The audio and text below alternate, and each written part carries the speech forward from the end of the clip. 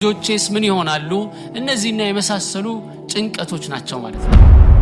ዱንያ ላይ ሳይፈተን አልጋ በአልጋ ሆኖ ወደ አኺራ የሄደ ማንም የለም። ስትታመም አስታውስ እነማን ታመዋል እስቲ ከምርጥ ሰዎች ከኔ በኢማናቸው የተሻሉ በእውቀታቸው የተሻሉ አላህ ዘንድ በጣም የቀረቡ የሆኑ ስንትና ስንት ሰዎች ታመዋል። ማንን ታስታውሳለህ? ጠይቅ ራስህ። ስለዚህ ለነሱ ያልቀረው ነገር ለኔ ሊቀርልኝ አይችልም።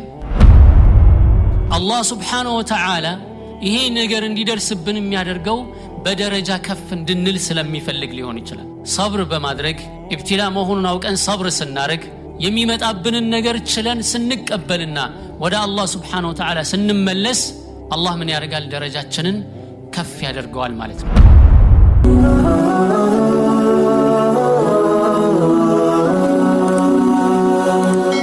ሰብስክራይብ በማድረግ ቤተሰብ ይሁኑ።